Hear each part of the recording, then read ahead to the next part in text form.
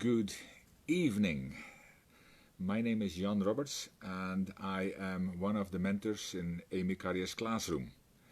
And it's been a few weeks since I've been on, but especially in the last couple of weeks I've been busy preparing for and traveling to another country I had never been to before, and I will definitely start talking about that very shortly. So yes, I look forward to hearing any questions you've got and anything that you would like to know, because Amy Carrier's classroom, for those that have never been here before, it's a classroom, it's a place, a Facebook place where anybody can join us. It is free to all people around the globe, and I think we're getting closer to 7,000 people in the group now, and in how many countries. Hi Saman, great to see you here. Saman always supporting us, always preparing for us, and being on the background most of the time, but we do appreciate you. And so in Amy Carrier's classroom, I don't know how many, there's already over 120 countries now represented in nearly 7,000 people, and I am just one of the mentors in Amy Carrier's classroom, and there is 14 or 16 of us just now, and from all around the world, covering subjects and topics such as, like myself, leadership, personal development, and Arthi, my partner, is also one of the mentors, so we are the two from South Africa. And then you have Alex from Sweden. He covers cryptocurrency. We have people from Brazil and Israel, of course the United States, Pakistan, from all over. And this PJ is actually in the Far East, telling us what happens in that neck of the woods that we can learn from. Hi Keith, and of course hi Arthi. So yeah, there is, and we've all bring various topics on most days of the weeks. There is live trainings and teachings and sharing with you from the different mentors at different times of the day, and you can find the whole schedule usually in Amy Carrier's classroom. So if you haven't joined them yet and you're watching this from somewhere else, it is free to join. You only need to answer 3 simple questions, that you have an avatar that is actually your face. You speak in English, and I can't for the life of me remember the 3rd question, but that's all you need to do, that you can communicate in English. And if you can't really communicate a lot in English, that this will all be in English. So if you've got any questions and anything at all, they've got to be in English, obviously. But simple questions, but you are all welcome, and I look forward to learning from you as well as with you. And I learn from you when you actually ask me questions. You stretch me a bit when you make comments about stuff that I certainly don't know about. But today I normally cover all kinds of leadership and personal development areas, and I most recently, some weeks ago, I had a few weeks where I covered my experiences going to the leadership training and the John Maxwell Leadership Training International Maxwell Certification in Orlando with 3,000 people. And since then I've done one together with Arthi that we actually I can't even remember the subject we covered, but we certainly were on together, where we covered a subject for 45 minutes to an hour, which is also very exciting to do this, because it is very much an amazing experience to have the opportunity to connect with Arthi online. I mean, even though she's just down the stairs just now, and share together with you. We were actually going back and forth and talking about a different subject, but it worked very well as well, and I'm pretty sure that we will do more of that. But now, as people are getting online, my subject today comes about because I just yesterday, here Arthur actually talks about some of the names of the people who are mentors in the group, and thank you, Arthur. And I just came back yesterday from Iran. Now, I want to talk a little bit more about Iran, because apart from anything, it left an amazing impression on me. I collaborated with another John Maxwell team member who had a contract, and we worked on a program together for these people, specifically for this group of people. There's 45 leaders in a global organization, and then we went and split them up in 2 groups, 3 days each, and we covered all kinds of things from behavioral training to leadership training using some of John Maxwell's books and some roundtable processes. And yeah, hi Kuram, thank you for joining us again as well. And I don't even look at the news. I have no newspaper, haven't bought a newspaper for more than 30 years. We don't have a television here. So even though I remember from many years back when the Imam Ayatollah Khomeini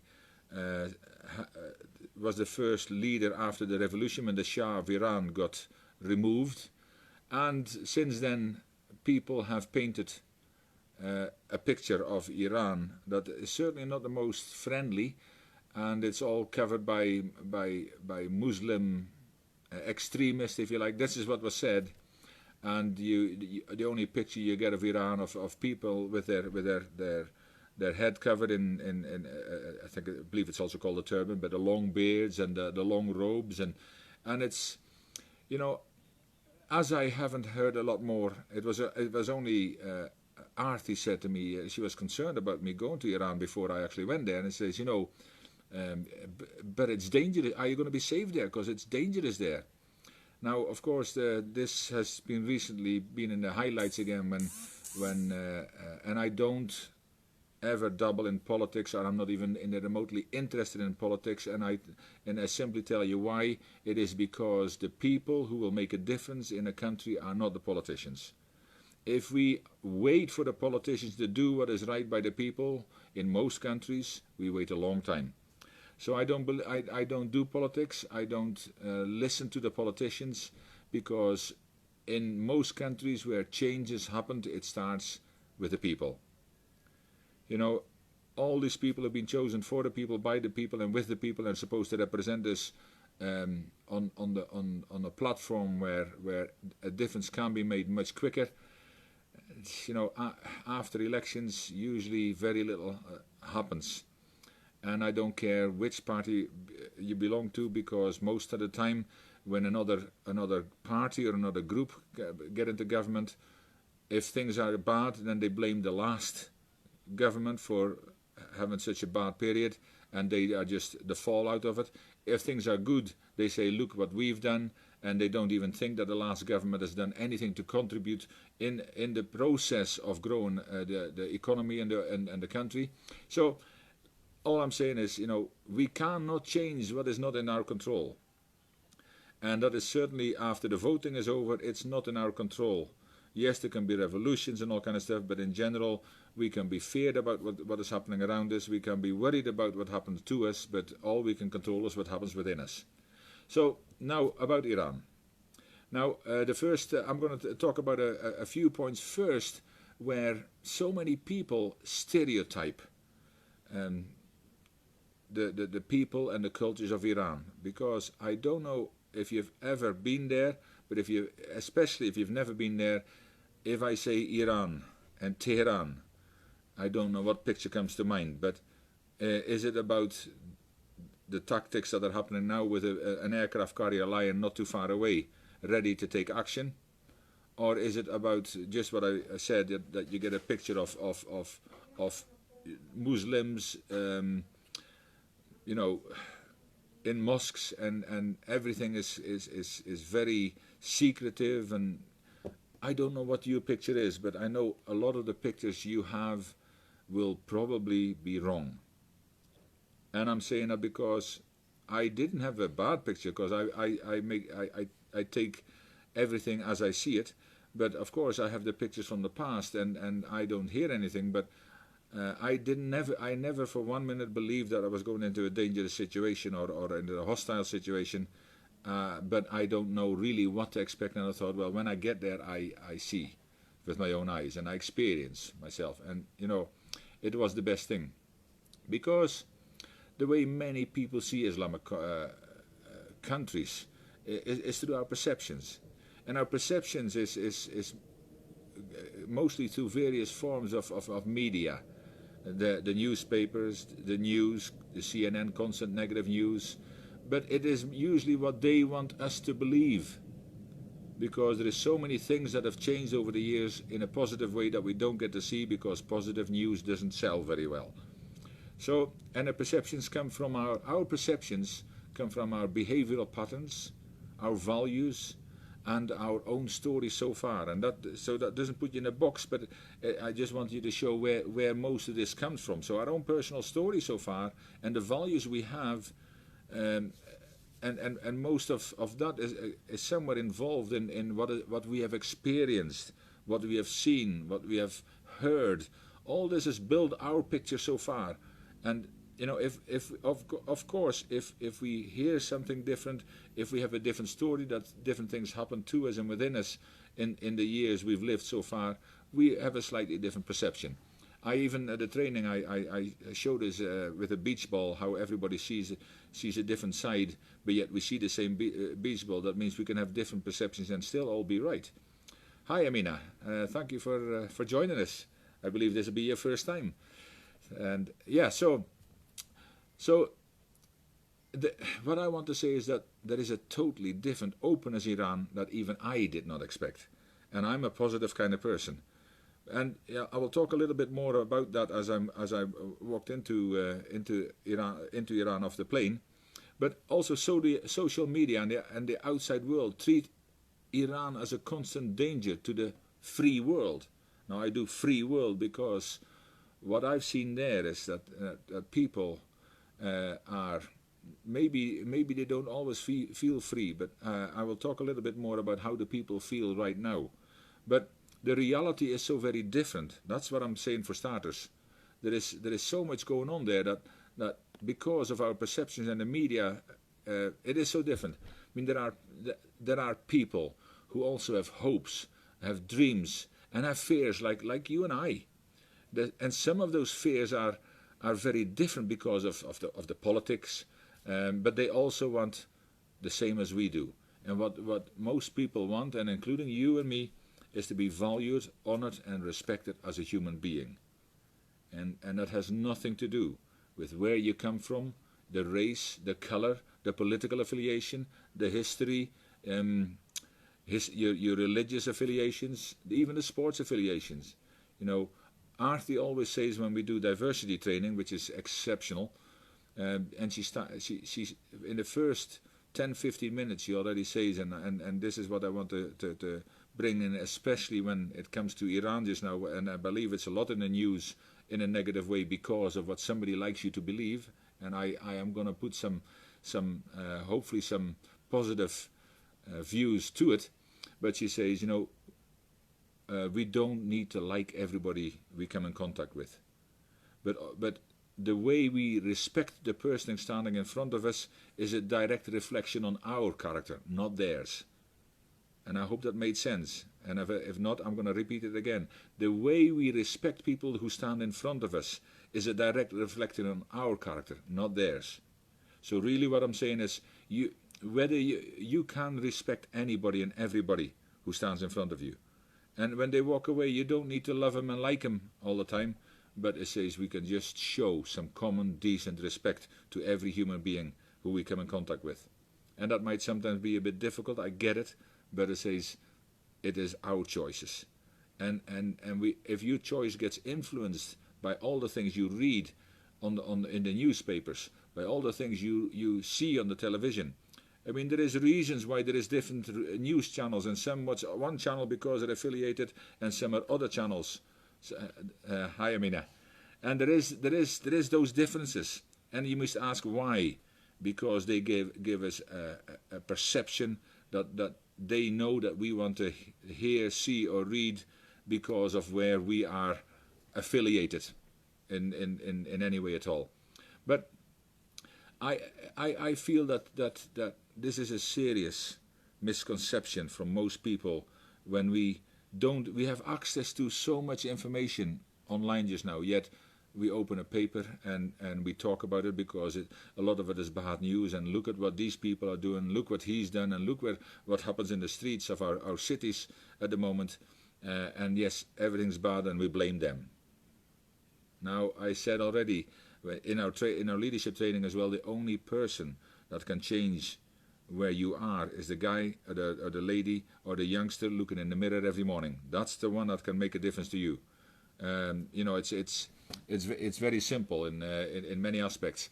But there's another thing, you know, the body language.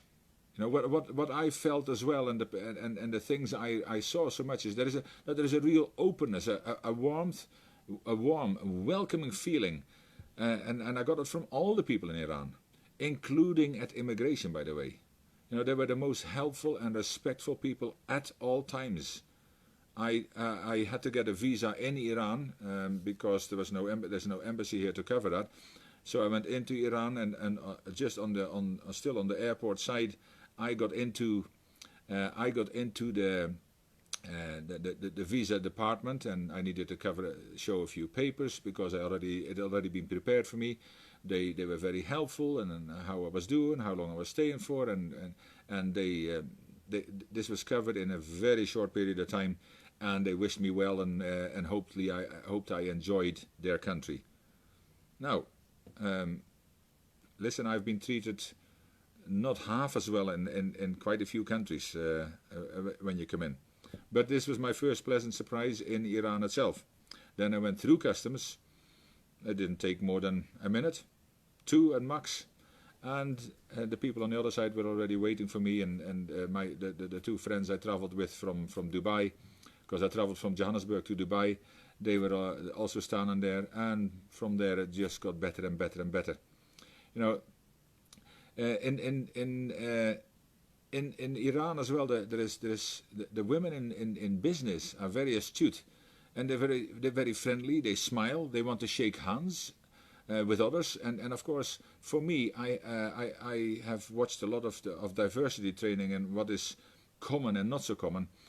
So in public and private, outside of business life, this is very unusual. So I did ask the question. I said, listen, I know with Islamic countries and Muslim women, I see you smile at us and shake hands with us very willingly. Is this normal? And she says, yes, we are an Islamic and Muslim country, and it is, but it's not as strict as some of the pictures you get.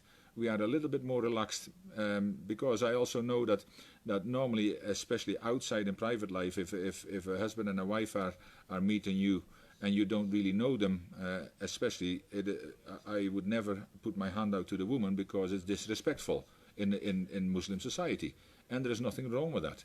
I says, as long as we know this, then we can respect other cultures. What I say, to show respect to the people standing in front of you, and that is a very simple thing. But here, very open, and you know, they also, of course, women have a real voice, and they're equal contributors in business, which is sometimes very refreshing, because many women in the Western world still keep talking about the glass ceiling and about discrimination, and I never heard any of this. While we were training and when we were speaking with people, and when we were taken out for our dinner at night, and I asked a lot of questions because I'm very curious about those kind of things. I'm always willing to learn, but so already I'm hopefully painting a little bit of a different picture. It's open, it's friendly.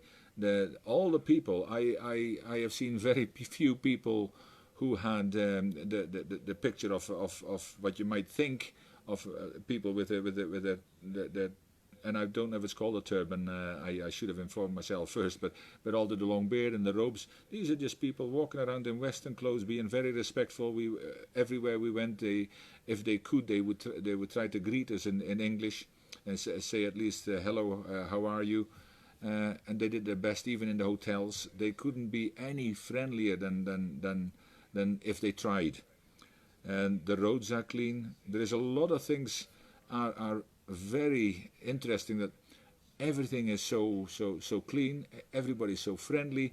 And of course, Tehran, which I didn't know, was when we flew over, I saw a mountain with snow that stuck through the cloud. I thought one big peak, and I thought, hey, there's snow there. Something else I didn't know.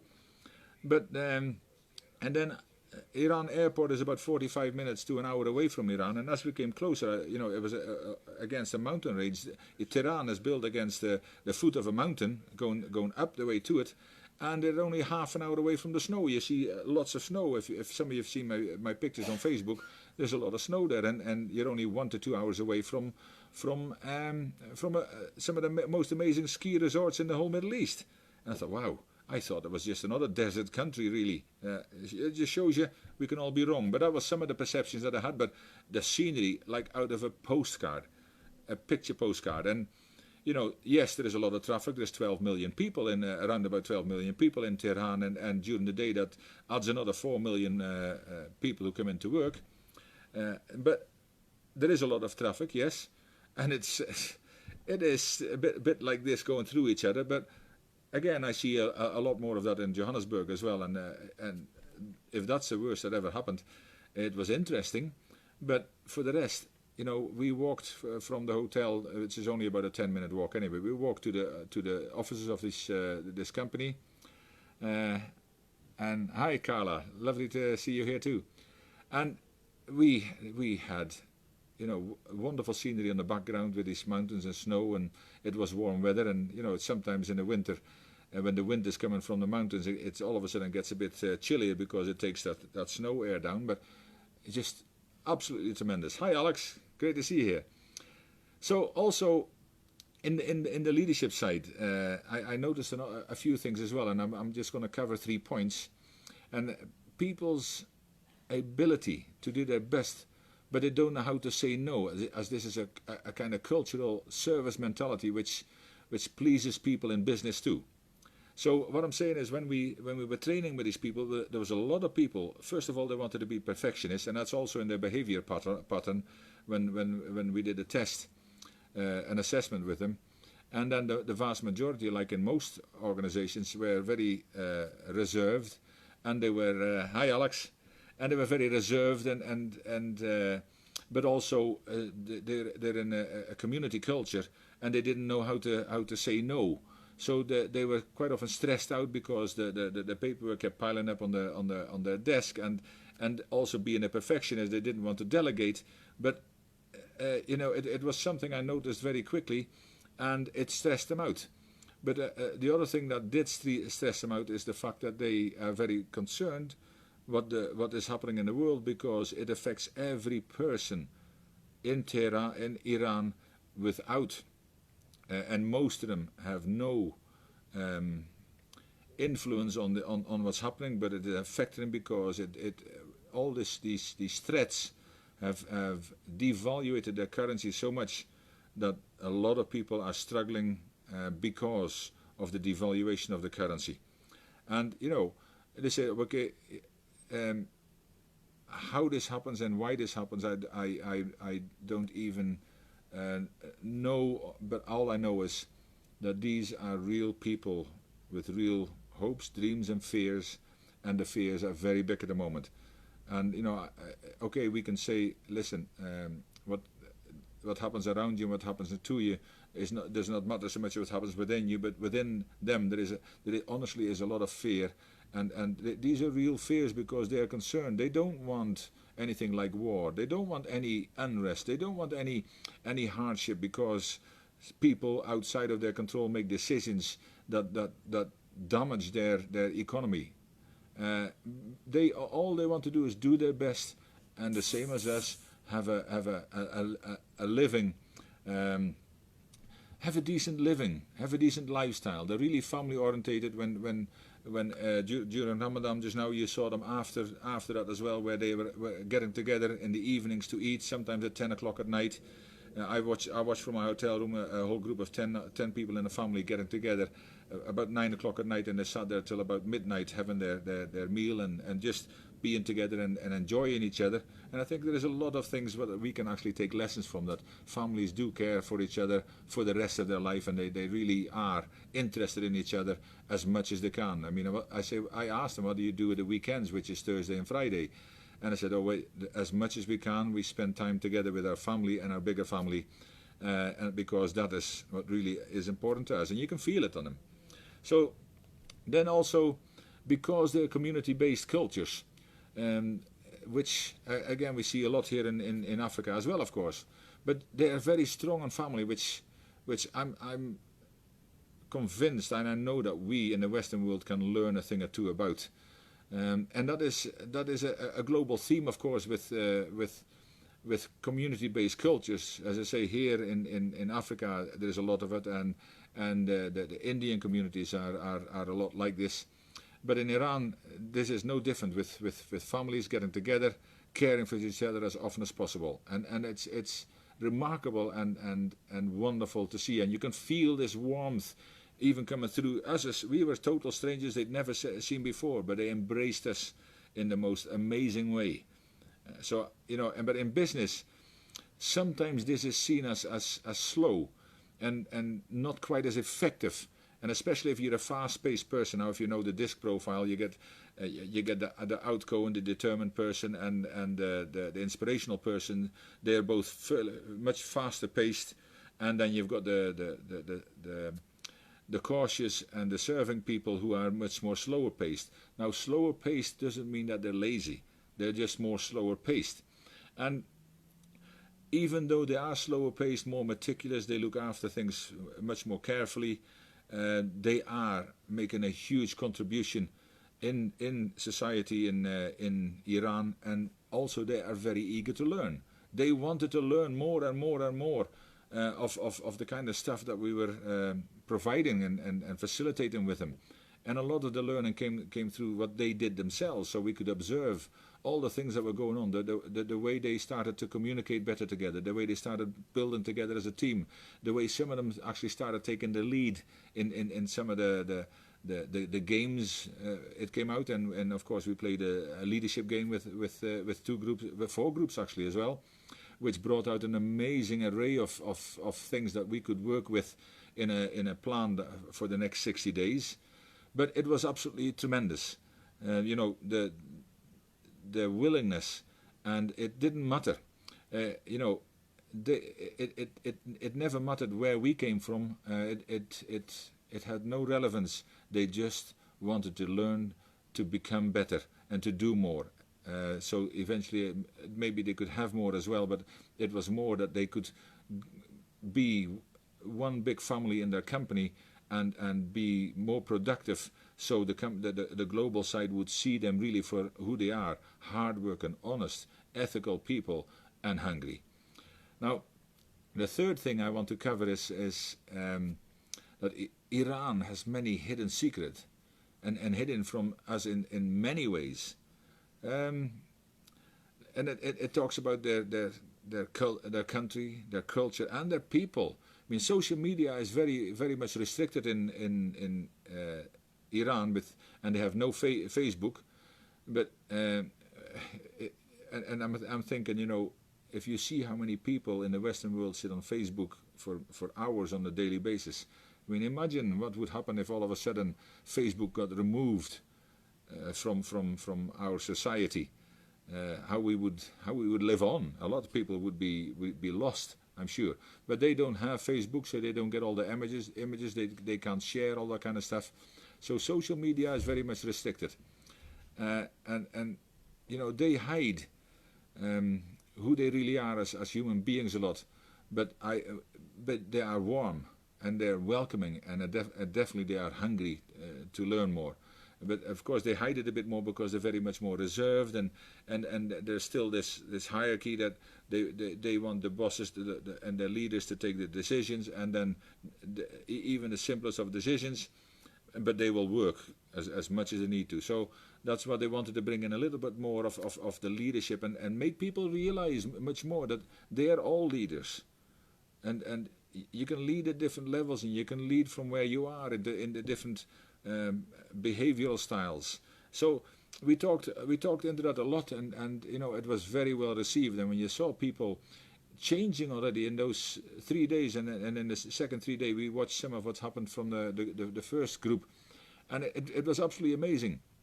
And it made it easy for us because they were so hungry, and they want to learn so much about themselves, about the business, and about how to lead. And for us, that made it a lot easier. I mean, I had no idea how to do this, but the facilitators training, because they were open, eager, and they weren't bothered where these teachers came from. I mean, this is an Islamic Muslim country. Now, we a lot of the stuff we did was we we taught out of some of the John Maxwell material. Now John Maxwell is and was a Christian pastor and a leadership guru, of course. They most of them hadn't heard of him, so we explained a little bit more about him, and we showed some stuff about John Maxwell, and they really welcomed it. They even asked, how can we get some of these books of this Mr. Maxwell, because they were really engaged in the trainings about John Maxwell. And also, we had a few there was three of us, two of us Western European and a guy from Lebanon, and we are from different cultures. That didn't matter to them either. Sometimes we need to look a little bit closer to home, and why do we actually separate cultures? Why do we think that maybe, and I certainly don't, but maybe that we are better than another culture? We have different habits and behaviors in our different cultures. But I also see, even in Islamic cultures, when we actually put them on we had them on the floor in the different behavioral styles, the figures add up to the same. There is most of them are reserved, and most of them are in the serving area. There's very, very few in the driver, in the forward decision making area. So the figures, it doesn't matter what country they're in, the figures actually match up, whether we are in South Africa, whether we're in the UK, whether we're in Iran. It comes out the same. So that means that basically we are much more the same than we are different. And rather than fear, because I think usually the fear is the fear of the unknown, that we don't know what we don't know. And that's why I think it's up to us, when we have an issue with somebody from another culture, do we ever ask open-ended questions? Excuse me. Do we ever ask open-ended question and then listen? Is it not something that Stephen Covey said many years ago? Try to understand before being understood. Excuse me again. And how often do we do that? How often do we judge before ever trying to understand anybody? And then we have already got a picture and says, oh, those people, or those whatever, I know all about them. Now, do we really? We've heard of a few people who've done terrible things, and that happens in many cultures around the world, and yet we are very quick to judge others. Maybe we should look in the mirror a bit more often and say, why do we judge others, and how do we do ourselves? If you could just respect others for who they are, human beings, if you could just take more care of the people around us and grow ourselves so we don't have those issues with other people so much. It is easy to blame and look at other people and all that, but we can only do things about ourselves. We can change ourselves. And when we work on our self-development, I just did a whole week, a couple of weeks ago, of daily Facebook things in an amazing group in Scotland, which is called Change Your World. And it is amazing when we start developing ourselves more, how much better the world around us starts to look.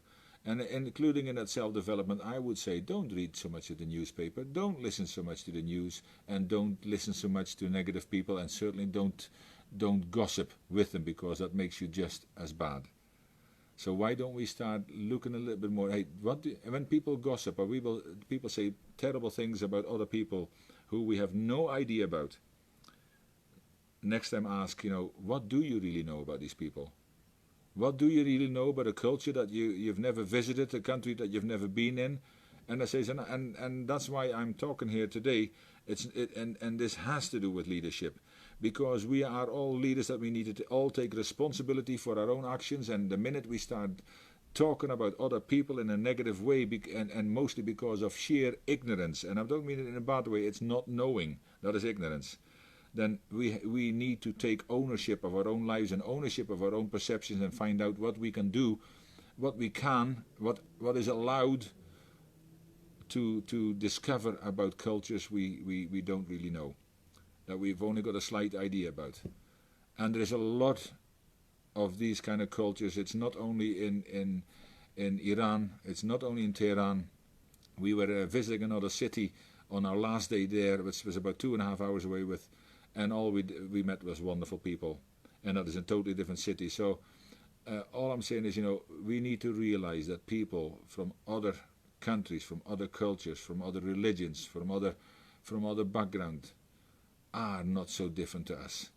And if we could only treat everybody with a little bit more respect of those standing in front of us, those we have dealings with. If we stop, if we have any issues with them, address this with them. Don't wait until they walk out of the room and then start talking about them behind their back. That's gossiping. That is a coward's way of talking about people. And if you do it, I would urge you to stop it. And see the good in people, and if you have issues with them, go to them and say, if I could show you something that you could do to make you look more friendly, or to stop people being angry with you, would you like to know? Let's help each other more. Because what I've seen now in the last week, we spend a whole week with these leaders, and it says even coming into the country and going out of the country, even those processes were seamless. And very efficient, very friendly.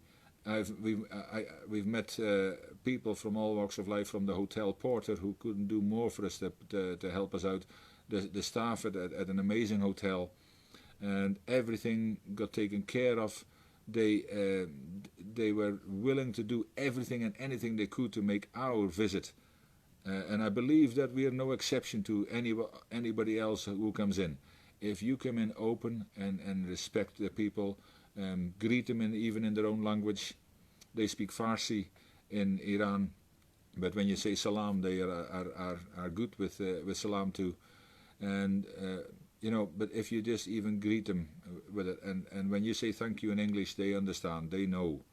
And it is just wherever we go around the world, if we just keep respecting people, because if this is true, and it is, that we're all leaders at different levels, then surely we can all help each other up rather than stamp each other down. And that is one of the big things. That's why if somebody in the news tells you that some group of people are less, or they're the cause of something, ask yourself, why are they saying that? Is there any reason behind it? Because 2-3 people within an organization, we sometimes go to organizations where there's issues, and 2 or 3 people in an organization who've got challenges. Sometimes there's a reason for that, but it doesn't make a bad organization. It is that some of these people need a little bit of extra help, a little bit of extra attention, and yes, sometimes these people are not a fit for the organization, and you need to let them go. This is life, everywhere. I know people who've been let go for all kinds of different reasons, but it says, we need to actually, rather than talk about people, talk to them and respect them. And sometimes, maybe even often, we have to take a step back and really look at reality, our reality, and what it is based on. And then ask ourselves some questions. Are we right? Is our perception, and if you know about the beach ball and how this works, when you look at it at different angles, we all see different things, yet it is probably the first time in a room of a whole group of people that we all agree that we're all right. So all I'm asking is, are you right, or are you the only one who's right? Sometimes there is more angles to look at the same thing, and we can all agree, rather than keep disagreeing because we believe that everything we have learned, we see is right. And if people don't agree with us, it must be wrong. No, it can be different, or can be seen from a different angle. But the only way we'll find out is ask questions and listening. Then the other thing is, do we know, when we talk about things and we think we're right, or we want to judge, ask yourself this question. Do we know enough about this subject, these people, or this culture? And how often do we judge people because something is said in the news, something is said in the newspapers? And I say, honestly, I don't really know what they say anymore, but I believe it hasn't changed in the last 30 years in the newspapers, and I see news when I go to visit my family in Scotland. But I see there that nothing has ever changed, and the one claims against the other, but do we have to believe everything that we hear and see? Sometimes we need to take ownership of what we want to believe, and is there a possibility that if we believe the good things about other people, is there actually a possibility that we might even be right? And that's a different way of looking at it, and say we'll argue with negative people. We'll sit and just have a blame-storming, as I call it, have a pity party and have a thing, oh, things are so bad and these are people to blame and he's to blame, my next door neighbor or my boss, this new government. No, people, it's you can't do anything about others, but by complaining, by blaming, and by taking that kind of negative attitude, you will achieve absolutely nothing. So it doesn't cost any more to become a little bit more positive. And I don't say, to smile all the time. And no, things do happen. I get that. And some things are worse than others. I get that too. But do we keep reacting? And that is because, is it about time we started responding? Now the difference in martial arts, I learned this a long time ago. If you react, you're second, you lose. And I explain this to you. What happens is, reacting is when the outside world, and it could be a person, it could be a government, it could be a newspaper, it could be affect the way your day is going right from the start because people switch their news on in the morning when they wake up. It's the worst thing you can do because you set your day up for negativity. Listen to something positive. Read something positive. Listen, even if it's some positive upbeat music, but not the news, people. You can't change that anyway. But is it just possible that if we start thinking a bit more positive and don't start reacting to these people, but instead start responding? And responding is when you give it a thought, yes, you might even have to think sometimes. And George Bernard Shaw one time said about thinking, 2% of people think, 3% think they think, and 95% would rather die than think. Now, if you're part of the 95%, maybe you should wake up and start to think a little bit more, because don't mistake mental activity for thinking. And start thinking your own things and start responding. So you say, oh, this is what they said. Is it true? And if it doesn't affect you personally, don't let it affect you personally. But if you want to find out more, go and find out and then respond because of where you come from, rather than somebody else wanted you to take a reaction to what they said. I have examples of that, but I don't want to go into it just now. But you choose to react or respond. And if you start responding, maybe your life will seem a lot better. So if you have negative things happening, yes, you can go on and on, days, weeks, months, but will it change your life? Yes, it will, because it just gets worse. You are more negative. Mind power our thoughts are powerful forces, and they're real forces. Again, that's for a whole different seminar, a whole different session, but you can't control the way your days go by the way you start thinking in the morning, and the way you start thinking and smiling in the morning will have a positive effect. Whoever says, I am excited, I'm alive, and you can't do, I'm excited, I'm alive. Oh my, it's Monday again. No, it's Monday and I'm alive. It might seem silly at first, but you feel a lot better than say, oh my, it's Monday again, we've got to go to work. Reacting or responding. Make the best out of the situations you can. And then I've got another question for you. What can we learn? What can we learn to be more open and accepting of our fellow human beings? What can we do? Why does it always have to be that we are the chosen ones, we are the best human beings, we are this, we are that, and we put ourselves on a pedestal and other human beings because of something they believe in, some people they follow? Even if they're from a different political party, that doesn't mean that they're less of a human being. They have got different perceptions and different beliefs. Live and let live. But can we be more accepting of our fellow human beings? Can we do more to ensure that we don't start gossiping about our neighbors, that start gossiping about our colleagues, and start gossiping about our family, and indeed also start talking negatively about other cultures that we don't even know enough about, but we just take it for face value and say it must be true. It must be true because of what? So think about those three questions, and the next time you hear something about some people, some culture, some country, and all I can say is my first visit, and I know it won't be my last, my first visit to Iran has opened my eyes even more so than they were open already. I know there is good people everywhere. I fully expect there to be good people everywhere. And all I did find was good people. All I did find, no exceptions. I walked down the streets at 12 million people, and I felt safe. I never felt in danger. And there is plenty places where I walk down the street that I don't, not that I feel in danger, but I know I need to be careful. I didn't even have this feeling. And also the openness, the warmth, and the welcoming nature of the Iranian people was absolutely mind-blowing to me. And I already look forward to going back and add value wherever I can. And that doesn't say, oh, and people might say, oh, you shouldn't go there because, you shouldn't do this because, and these people don't deserve this, but because of this is happening, and don't you know that there might be a war might break out anytime. Anything might happen anytime. I might not be alive tomorrow. But I have decided a long time ago that I look at the positive side as much as I can.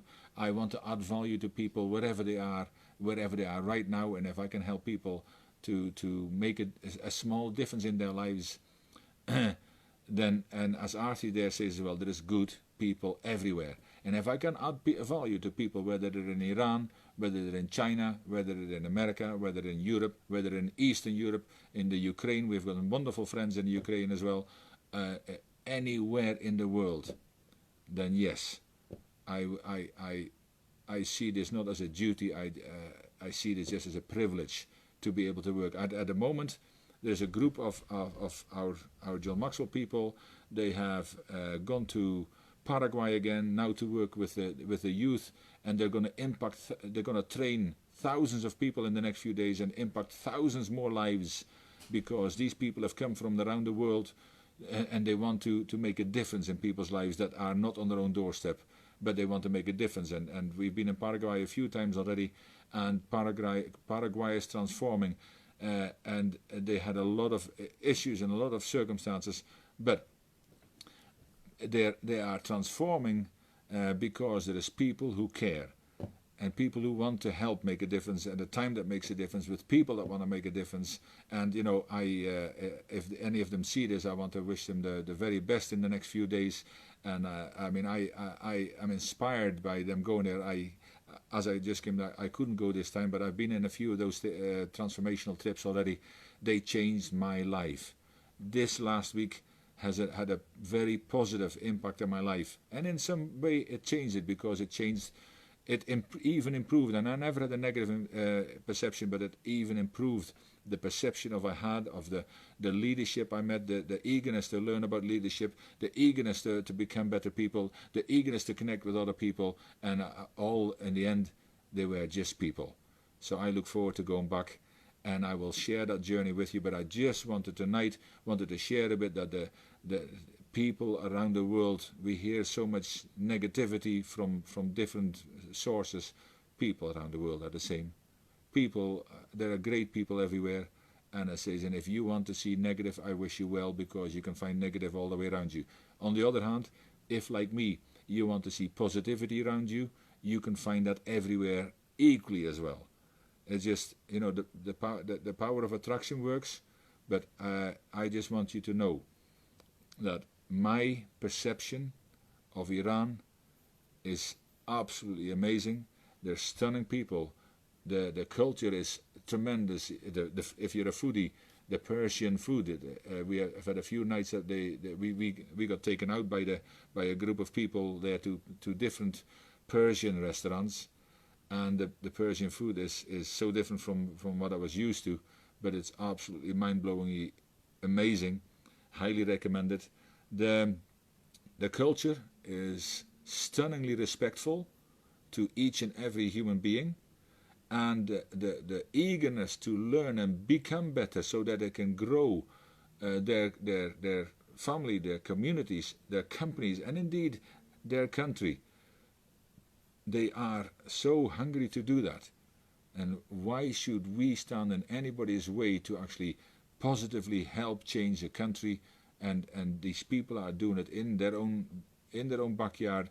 They are working hard. Yes, they have a lot of fear at the moment about what might happen, and this fear is real. But in the meantime, we in a tiny little way, we manage to help them, encourage them, to see them that, just keep growing and keep developing, keep doing your best, because better will come. As one of my friends say all the time, better must come, and it will.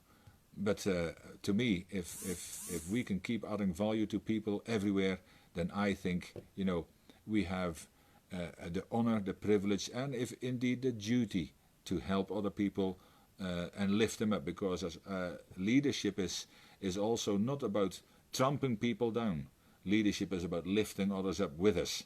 And if we can walk over our finish line together with as many people as possible, find that in a small way we manage to make a small difference in people's lives and learn from them and with them, that to me is always a blessing. And the same in this group.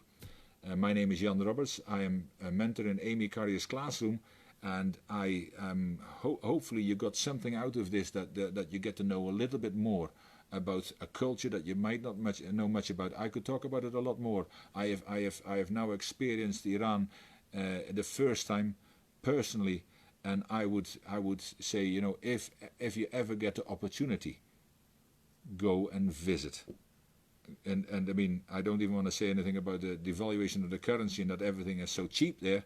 But I mean, you will have an amazing holiday. If you just want to go on holiday, you'll become culturally aware of things that you will never see anywhere else, and you will experience the people in a way that will really surprise you in the most positive way. There is daily sessions in Amy Carrier's classroom from different mentors, and Alex was on already. Artie, of course, is on with me, and there's been a few others who've been on here. Any subject that is covered, any subject that's not covered that you would like to see covered in the future, let us know, because if we know about a subject between the 14 of us already, we'll teach it. We'll share it with you. If not, I'm sure we'll find somebody else who will actually come and train this, because we are building a group of people with different knowledge, and as I say, it's cryptocurrency, entrepreneurship, youth development, personal development, leadership, and it goes on and on. And this is a free sharing, so if you have friends you think might benefit of all these sessions that are going on in here, bring them in. It's free. Let them know about it. Because the more we grow a group of people here that we can share, learn from and learn with, and impart some of the knowledge we have, and in turn give us an opportunity to learn from you and with you, from all the different cultures around the world that are here already, then I appreciate it very much, and I look forward to see you the next time. And don't forget, Amy Carrier's classroom is available 7 days a week. Come and join us. Let's create a group together that starts to understand each other more, that gains knowledge from each other live, not just on a recorded call. Yes, you can get this recorded as well for a short period of time, but live, and let us get together and let's learn with each other and from each other. This is a platform that will do it. I look forward to seeing you the next time. Have an amazing week ahead, and I wish you all the best for the next week. Goodbye.